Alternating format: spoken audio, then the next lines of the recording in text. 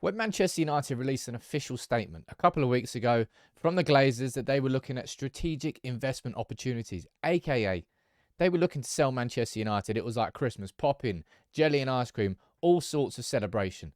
Because we've tried to get the Glazers out of our club for the best part of 2 decades. What I want to do in this video now is bring you the latest that we know in this situation. What's going on with the Glazers? How will they sell the club? When will it happen? What will happen next? The who, what, whys, and the whens.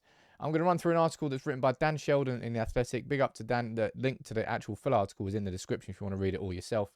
And I'm going to run through what he said, the points that he's making, and also to try and give us all an update as to what's going on. This is the big news. You can talk about all your transfers, all you want. You can talk about returning for football. But ultimately, the Glazers selling Manchester United is the single most important thing that has happened to this club, and the idea of it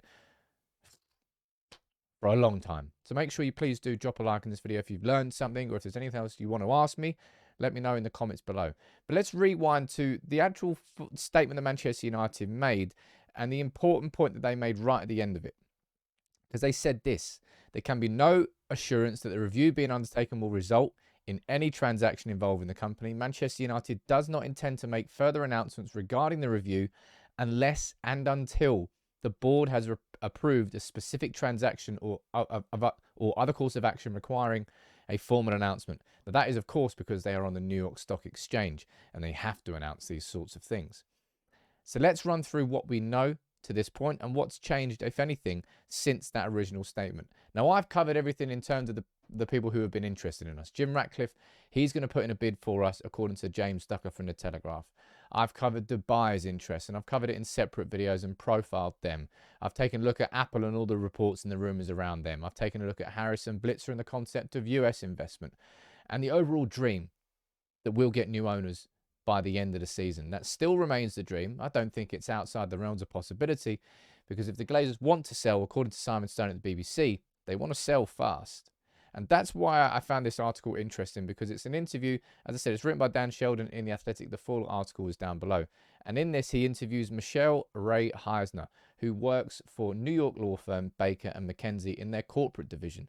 So it's a really good interview because it helps us to sort of understand from the corporate and the legal perspective, what is it that the Glazers have got to do? Because Manchester United are listed on the New York Stock Exchange, and that's the first point of this interview. And it does make it more difficult, and why it's different to the Chelsea sale, for example. This is what Michelle said. It's a public listed company in the United States, so the sales process is in some respects regulated by the US SEC, which is the United States Securities and Exchange Commission, as well as the New York Stock Exchange rules. That is largely a disclosure-based regime because the company, Manchester United, we're listed as a Cayman company, and I'll get into that in a little bit and why that changes things. And certainly, it gives more favour to the Glazers in terms of how they want to structure this. And it's written down there. If in terms of structure, if they're looking to sell the company, that would probably be structured as a merger to drag all the other small stakeholders into the sale, and that would involve a delisting, which is very different to what happened when Chelsea was sold. Chelsea were not part of the stock exchange. A fixed price was put on it. Bidders came in. The bidding war happened. A price was chosen. A price was met. The sale happened to Todd Boehly and that consortium. It would be different at Manchester United because we are listed on the stock exchange. I believe there's just over 50 million shares in circulation on the New York Stock Exchange. Now, we all know that the Class A shares and the Class B shares, Class A are what are publicly available. I mean, you could go right now and spend £1,000 on Manchester United shares. The Class B shares, however, have 10 times the voting power. The Glazers retain all the voting power, no matter how many shares are sold on the public market. But in terms of this concept of delisting here, this is what Michelle was saying. Mechanically, the way mergers work is you get a certain vote of stockholders, and once you get that vote, you can drag all the other shareholders into the sale process. But that's where it becomes slightly different because Manchester United, as I said, we're a Cayman Island registered company. And in that, the only thing you need under Cayman Islands law is 2/3 or more for approval to happen. And the Glazers, because of the Class B shares that they hold, and this is probably why they structured it really, because of the Class B shares they hold that majority. So it's not as if they'd have to ask the open market whether or not they agree with the sale, even if people disagree with it. They effectively hold total control. It's up to the Glazers what happens. Even if you hold X amount of shares on the open market, you don't particularly have too much of an input. Even if you can, I think it's called, I don't know what it's called, but you can contest it, I suppose, the sale, but you don't ultimately have that power. Now, a really important factor that I still don't have enough clarity on to present that to you here, and it's why I'm having this interview. I'm speaking with Kieran McGuire. He's a football financial expert. He's written many books, The Price of Football, and I want to speak to him, and I'm going to speak to him in an interview this evening about the Glazers and about the structure of the debt of Manchester United, because that is a real not confusing, well, it is confusing actually. What might complicate it? What is the structure of the debt? Is it Manchester United's debt? Is it the Glazers' debt? Could they put more debt on the club and spend X amount in the January transfer window to try and bump up the price of the sale of the club? Or is that not allowed or possible? There's questions that I need answers for that hopefully Kieran will be able to give us. So make sure you subscribe, because that interview will be going out at some point over the next couple of days, hopefully to bring you more information on this. Because as I said, it's quite a complicated thing, and it's a bit cloak and dagger. Maybe not the right way to describe it, but it's certainly behind the scenes. And it will be, as I said, if we rewind to the initial statement, Manchester United have said that they're not going to be announcing anything until they have to announce something, until they're forced to by the New York Stock Exchange and forced to by the United States Security, which is written there, because they have to. And that's something else is touched on here, said that all shareholders have to be kept updated. And the answer is not particularly. It only comes down to that word there.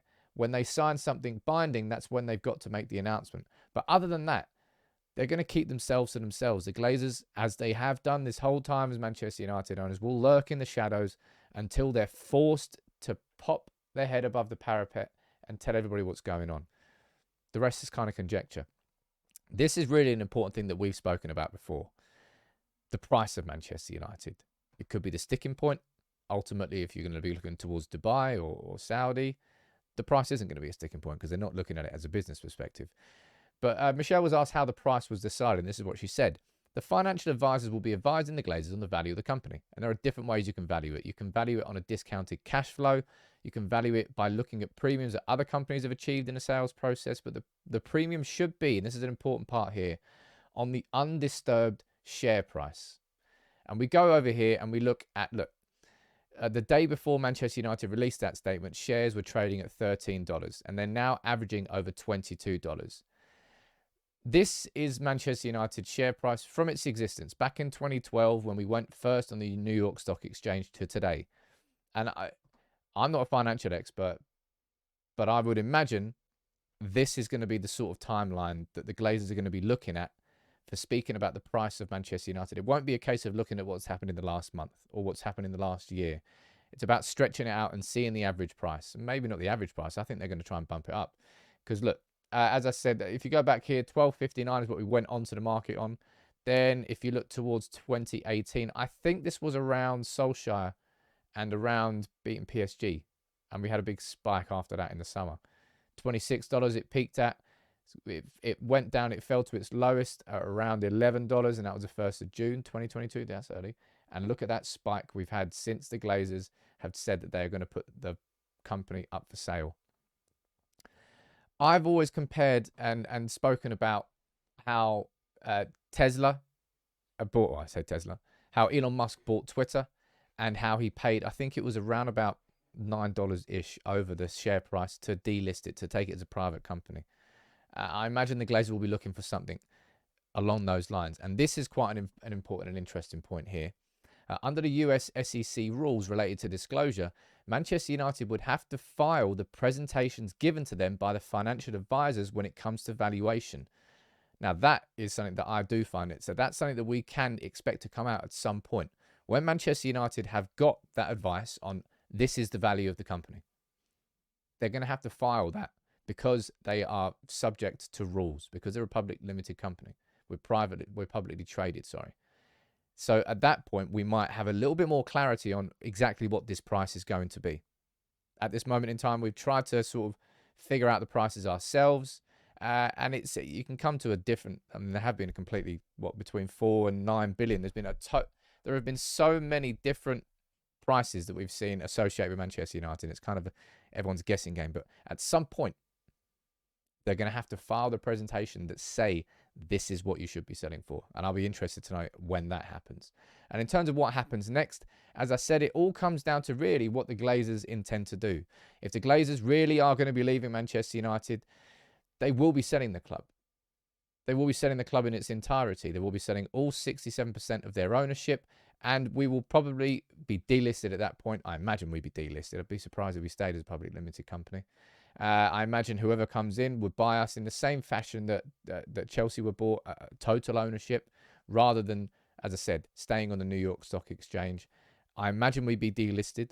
That's an assumption. And if the Glazers did want to try and retain some sort of power, I don't know what that would be, but it would certainly complicate things. Now, as I said, I really am looking forward to having this interview with Kieran, because I think that's a massively important conversation that we need to have at this point. What's going to happen in January? If there is no chance of the Glazers putting more debt on the club, then there's no chance of us spending anything in January, in my opinion, because they won't spend their own cash, not if they're going to go and sell. That's why that conversation is really important. But look, I hope that watching this video has helped you understand it a little bit more. As I said, I think this is probably the point that we're waiting for. We're waiting for that presentation to be filed, and then we can try and find out more about the actual price.